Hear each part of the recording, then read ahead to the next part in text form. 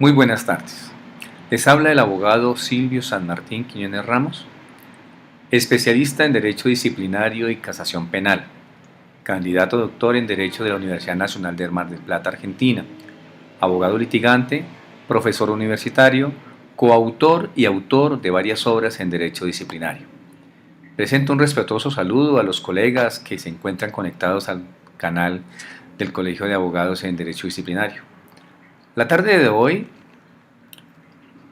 estaremos presentando una breve disertación de aspectos novedosos del Código Disciplinario Militar, Ley 1862 del 4 de agosto de 2017, por el cual se establecen las normas de conducta militar colombiano y se expide el Código Disciplinario Militar.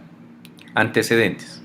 Lo primero que hay que mencionar es que la expedición acelerada del reglamento disciplinario contenido en la Ley 836 del 16 de julio de 2003, a raíz de la declaratoria de inconstitucionalidad parcial del Decreto Ley 1797 de 2000, declaró inexequible todo el procedimiento, no permitió que se realizara un estudio minucioso en su diseño, generando algunas debilidades procedimentales en el ejercicio de un efectivo control disciplinario, generando nulidades, vencimiento de términos y prescripciones de las investigaciones disciplinarias.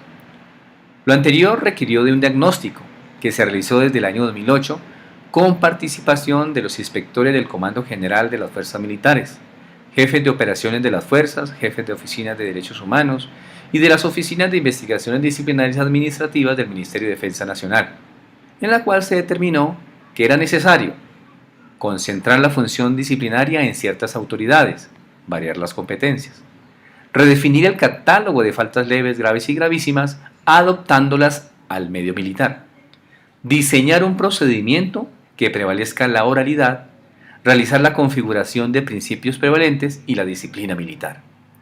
La metodología que se utilizó en el diagnóstico comprendió actividades tales como revisión de la normatividad anterior de la Ley 836 de 2003 y los reglamentos de las escuelas de formación, comparación del texto de la ley vigente con los regímenes disciplinarios de las fuerzas militares de Estados Unidos, China, Chile, México y Perú, realización de debates a las propuestas en más de 60 sesiones, socialización del proyecto con expertos en materia disciplinaria, como lo fueron el doctor Jaime Bernal Cuellar, el doctor Carlos Gustavo Arrieta Padilla y el doctor Eduardo Montealegre Linet, entre otros.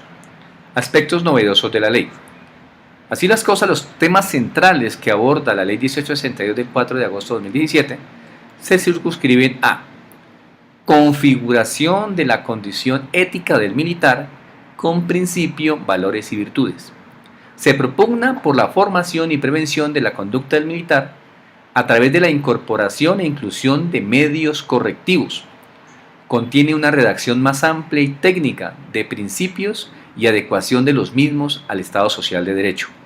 Se crea oficinas de asuntos disciplinarios como dependencias asesoras de los funcionarios competentes. Se crea la Junta Disciplinaria Militar para casos de trascendencia y de temas de derecho internacional humanitario. Se respeta el principio de jerarquía en la configuración de la competencia para conocer de las faltas disciplinarias, correspondiendo esta al personal militar activo integrante de las fuerzas militares. Se eliminan las faltas relacionadas con hechos penales o conductas penales. Se refiere especial importancia al procedimiento preferentemente oral, tanto para corregir como para sancionar. Se permite la utilización de los medios técnicos y tecnológicos para llevar a cabo las audiencias en el menor término posible. Se amplía el ámbito de aplicación del régimen disciplinario para toda clase de faltas a todos los soldados e infantes de marina en todas sus modalidades, esto es, soldados regulares, bachilleres y campesinos. Se prevé la inclusión de deberes, prohibiciones, inhabilidades, incompatibilidades, impedimento y conflicto de intereses propios de la actividad castrense. Se prevé el retiro del servicio a quienes hayan sido sancionadas 3 o más veces en los últimos 5 años por faltas graves dolosas o leves dolosas o por ambas. Se incluye un capítulo de pruebas acorde con el procedimiento que se implementa. Se establece la multa como sanción, Algunas faltas leves pasaron a correctivos, se reclasificó las faltas en general y finalmente se incorpora la figura de la caducidad. Un desarrollo más amplio de tales novedades nos permite sintetizarlo de la siguiente manera. En relación con el comportamiento ético militar, ante la necesidad de configurar todo el marco normativo sobre la ética militar, se reestructuró este aspecto, otorgándole la dimensión y alcance que la ética tiene en un militar, redactándose y consolidándose en el libro primero de la ley un capítulo denominado Normas de conducta y actuación militar, medios para mantener y encauzar la disciplina, que regula todo el marco ético jurídico que debe regir el comportamiento militar colombiano.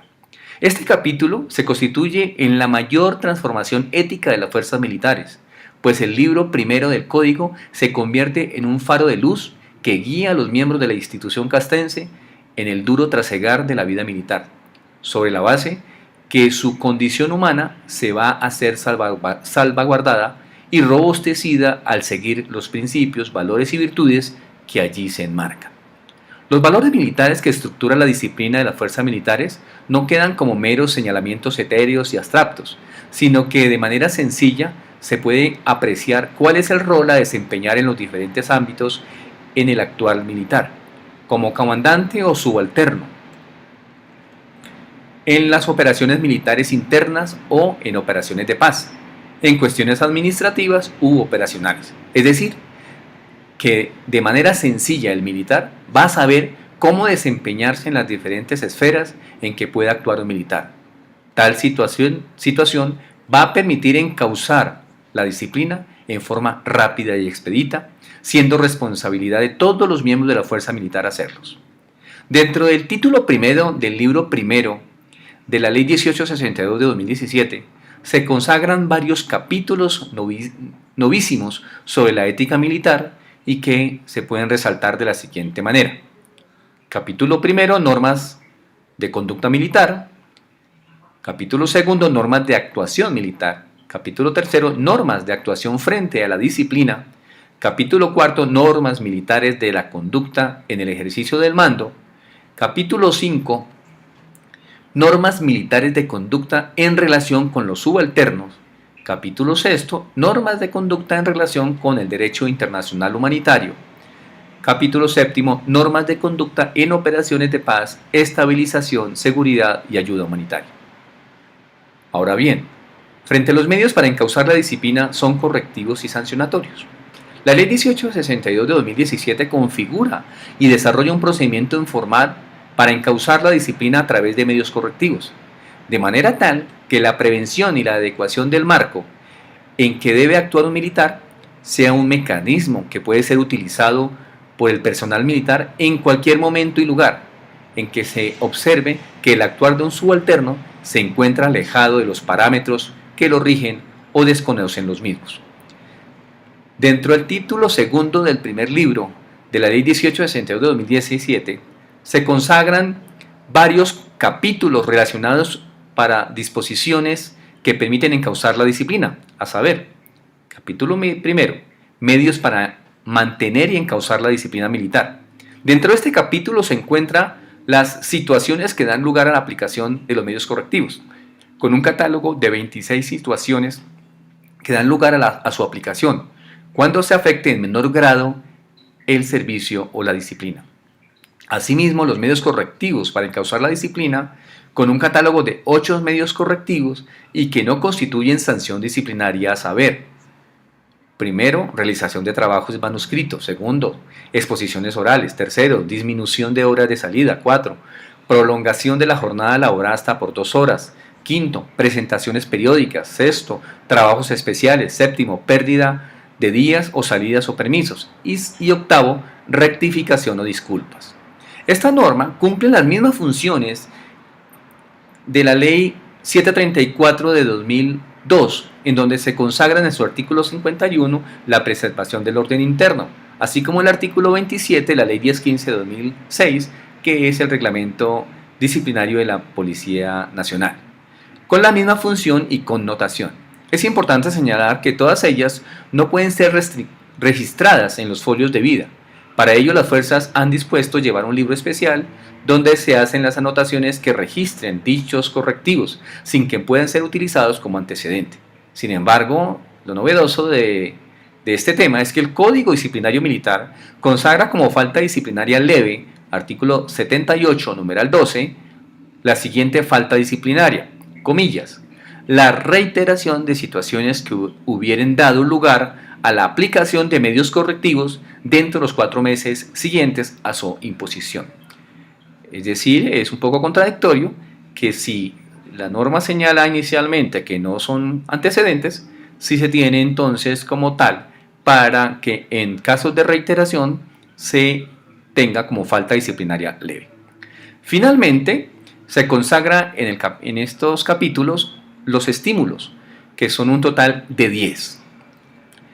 Hasta aquí la Ley 1862 de 2017 ha consagrado su marco ético, con un total de 41 artículos, correspondiendo al Código Disciplinario Militar el libro segundo, desde el artículo 42 al 252, en donde se establecen la siguiente codificación.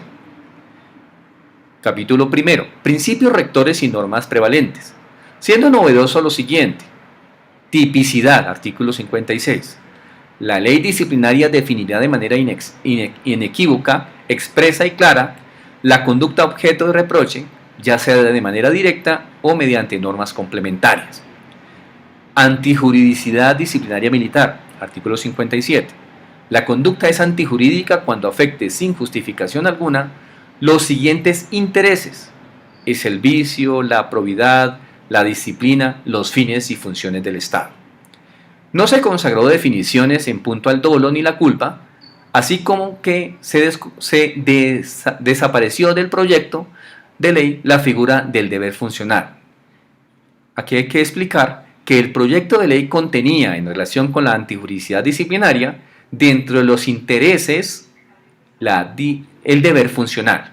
Sin embargo, fue retirado en el momento de conciliación de la ley para ya ser aprobada este ingrediente normativo, situación extraña para este profesional que considera que en materia disciplinaria una de las fuentes principales de las obligaciones de los funcionarios públicos es el deber funcional, y la ley disciplinaria de las fuerzas militares se retiró este ingrediente.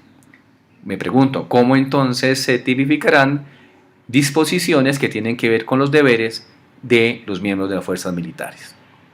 En el capítulo segundo nos habla un ámbito de aplicación dentro del cual están sus destinatarios, artículo 66, y considera como destinatarios de ese código los oficiales, suboficiales, soldados e infantes de marina de las fuerzas militares que hayan cometido una falta en servicio activo.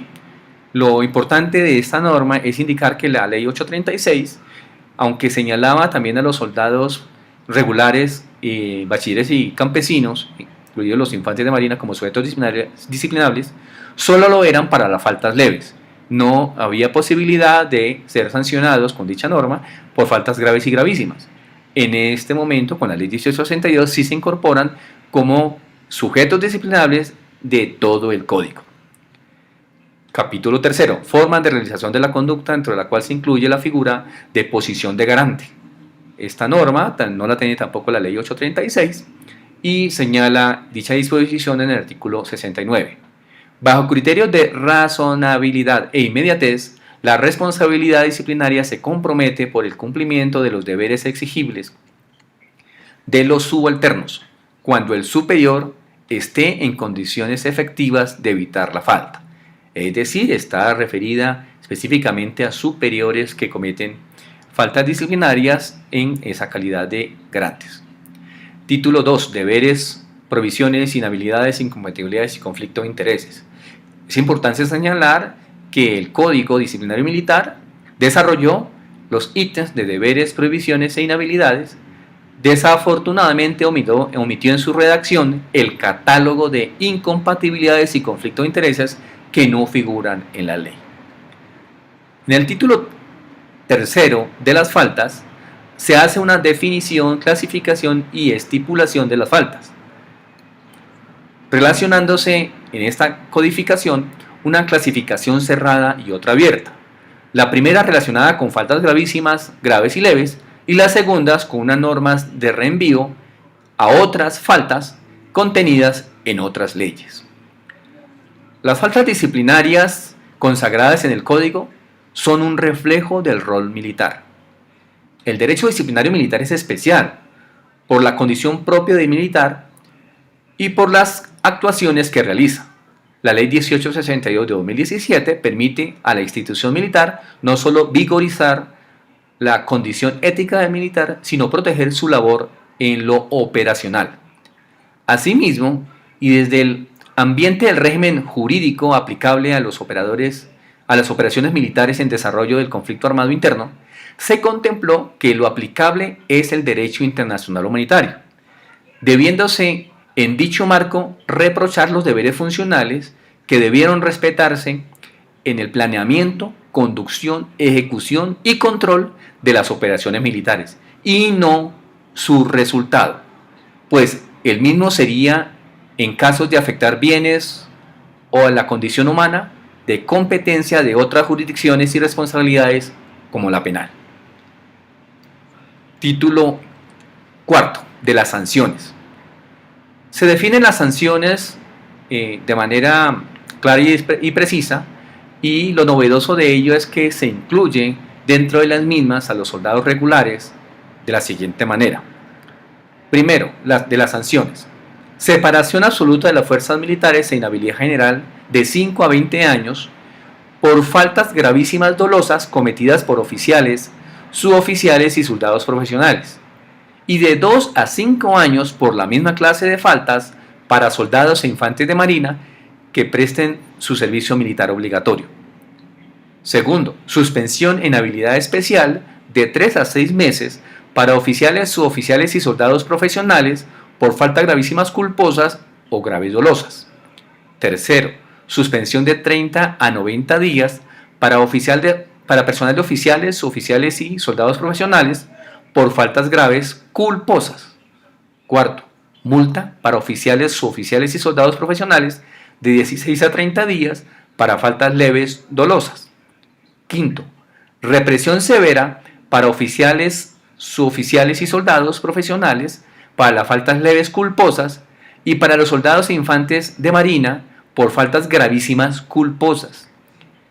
Sexto, represión formal para los soldados e infantes de marina por faltas graves donde no se identifica el grado de culpabilidad. Y séptimo, represión simple para soldados e infantes de marina por faltas leves, igualmente que no se identifica su grado de culpabilidad. Es decir, que en estos casos, para la represión formal y la represión simple, se aplica esta sanción para los soldados regulares que cometen faltas graves o leves. Un título quinto de causales de exclusión de responsabilidad, muy similar a la contenida en la 836 y en la ley 734, es decir, sin ninguna modificación. Un título sexto de extinción de la acción y la sanción, dentro de la cual lo novedoso es incorporar dentro de este código, ya que la ley 836 no lo contemplaba, la caducidad, que es señalada en 5 años a partir de la ocurrencia del hecho o de último acto, sin que se indique hasta cuándo llega esa caducidad. Sin embargo, cuando se habla de la prescripción, se retoma el tema al decir que la acción disciplinaria prescribe en 5 años contados a partir del auto de apertura del proceso. Aunque no se indica si es el auto de indagación, pues no hay auto de apertura formal de investigación en la ley 1862, sino una indagación disciplinaria y una citación a audiencia. Pensaría entonces que en el caso de la caducidad, los 5 años irían de la ocurrencia de los hechos hasta el auto de citación a audiencia, y la prescripción del auto de citación a audiencia hasta la notificación del fallo de primera instancia. Título séptimo. Hay un capítulo único de atribuciones disciplinarias donde están todo el tema de las mismas a nivel especial para las fuerzas militares, seguido de un capítulo octavo donde están todas las competencias. Se consideró que ellas debían tener una estructura mixta, partiendo de la base que disciplina es diferente a disciplinar. La disciplina consiste en prevenir educar y corregir al subalterno, disciplinar implica la sanción buscando restablecer la disciplina. El competente para aplicar la disciplina es el superior jerárquico en la línea de mando que sea más antiguo que el inferior. Para las faltas graves y gravísimas son competentes los comandantes con atribuciones disciplinarias en los diferentes niveles del mando. Se implementa la configuración de la Junta Disciplinaria Militar para investigar las conductas de trascendencia, connotación nacional y de temas relacionados con el derecho internacional humanitario. En este capítulo se establecieron las competencias especiales para cada una de las fuerzas: Ejército, Armada y Fuerza Aérea, contenida en los artículos 94 al 113.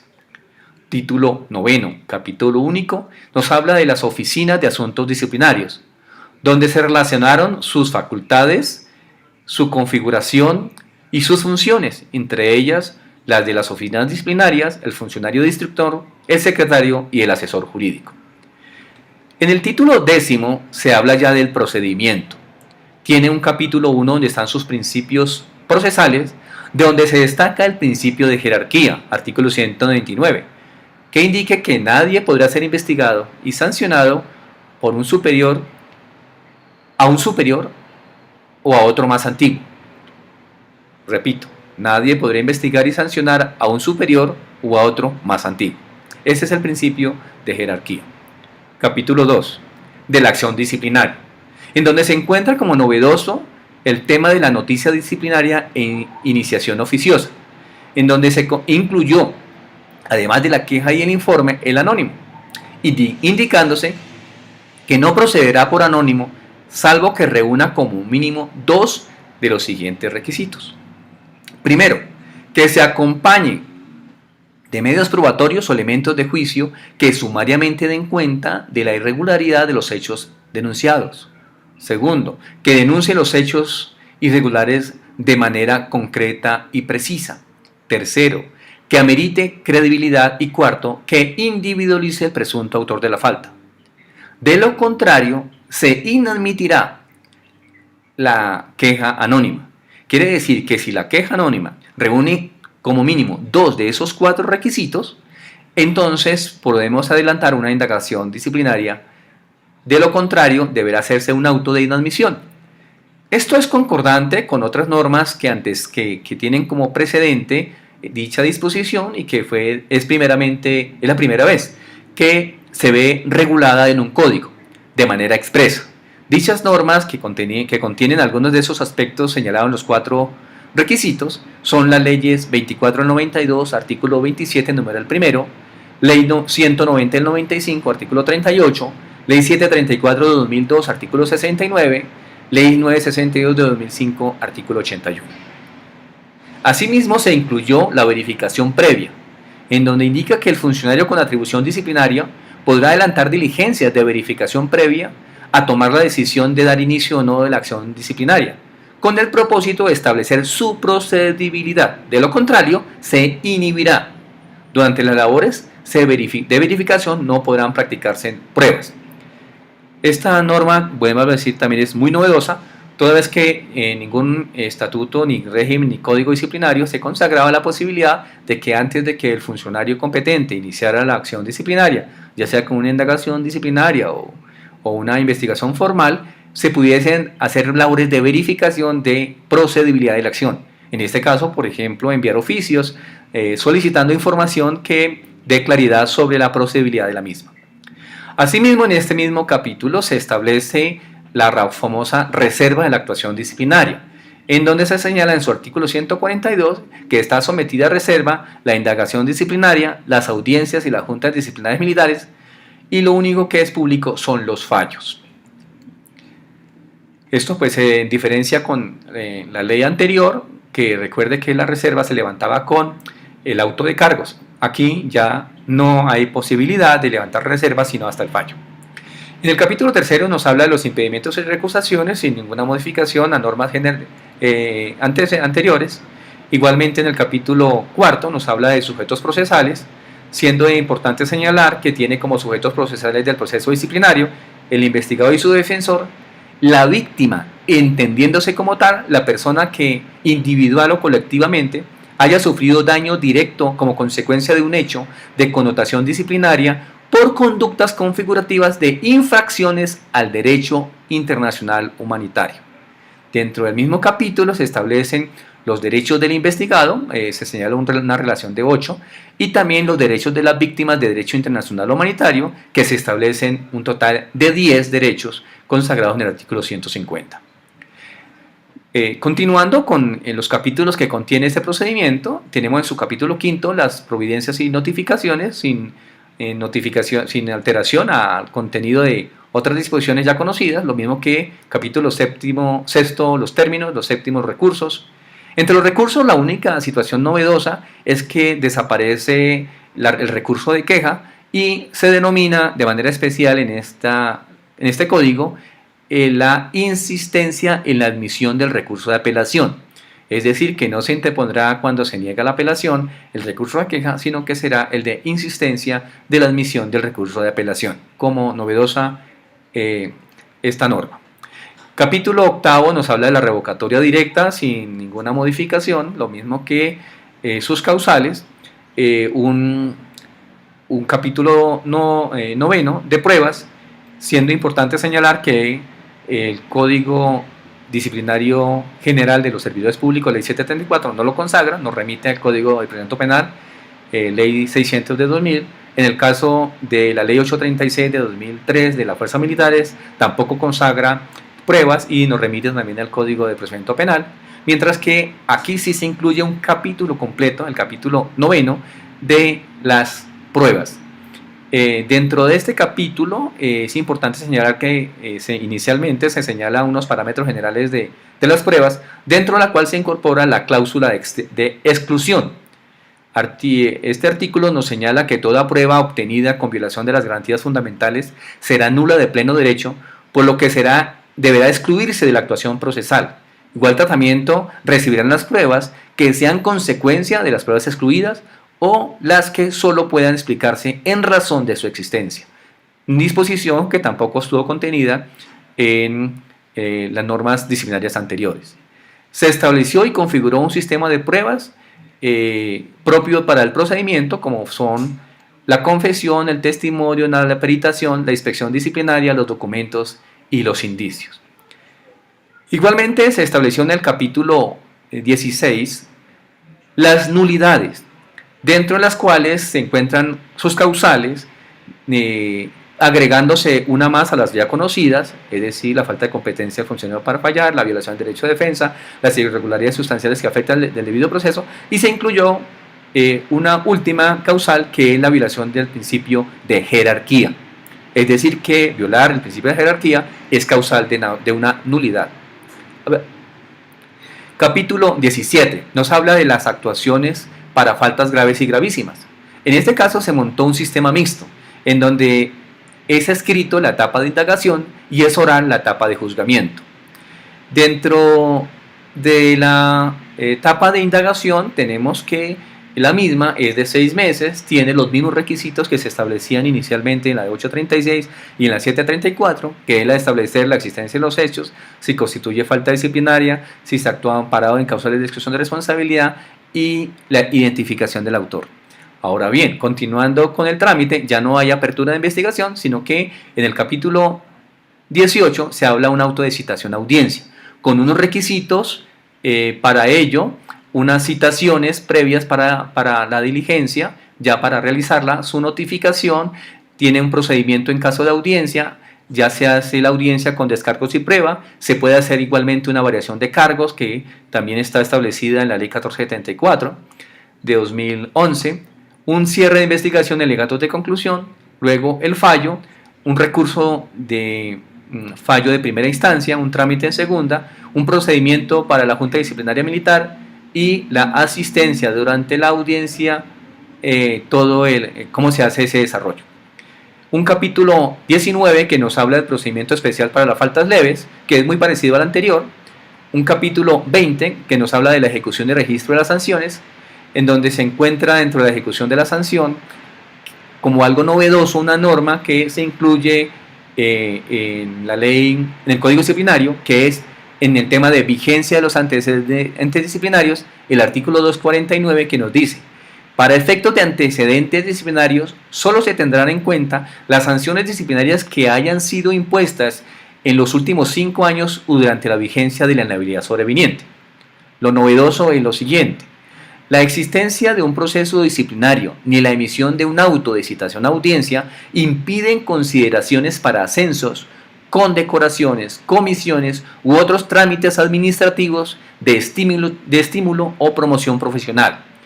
Lo anterior quiere decir que esa limitación que se tiene en las fuerzas militares para poder ser considerado para ascenso a cargos superiores, cuando se tenían procesos disciplinarios con pliego de cargos, que era imposible tener esas consideraciones, esta norma lo ha derogado de manera expresa. Quiere decir ello que las fuerzas militares ya no podrá tener como consideración un antecedente que no sea sino solamente la acción disciplinaria con pliego de cargos y no una sanción en firme, la posibilidad de que sea considerado para ascensos. No obstante, a la fecha que yo conozca, no se ha dado aplicación a esta norma. Hay un capítulo 21 que nos habla de la transitoriedad y vigencia, y dentro de ella está el artículo 251 sobre la transitoriedad, donde dice que los procesos que se encuentren con auto de cargos al entrar en vigencia de la presente ley continuarán tramitándose de conformidad con las ritualidades consagradas en el procedimiento anterior, es decir, la ley 836. En caso contrario, la actuación se adecuará al procedimiento previsto en esta ley, en este caso la ley 1862 de 2017.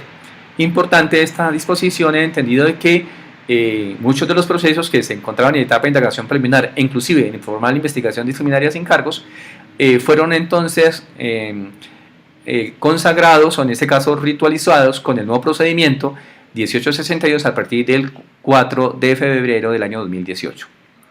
Igualmente se entendió frente a la vigencia y derogatoria artículo disciplinario de la ley 1862 que la presente ley entrará a regir a partir de los 6 meses después de su sanción y deroga la ley 836 de 2003 y las demás disposiciones que le sean contrarias, entre ellas aquellas que, como ya mencioné, fueron derogadas por este Código Disciplinario Militar. En síntesis, la ley 1862 de 2017 presenta un código disciplinario especial propio de las fuerzas militares, en donde se consagraron las conductas éticas que deben de exigírsele al militar en todos los roles que desempeña durante su actividad castrense, a través de los procedimientos ágiles, efectivos y eficaces que permitan encauzar la disciplina y establecer la misma a través de las sanciones. Espero de esta manera haberles podido contextualizar a grandes rasgos las novedades del Código Disciplinario Militar contenido en la Ley 1862 del 4 de agosto de 2017. Muchas gracias.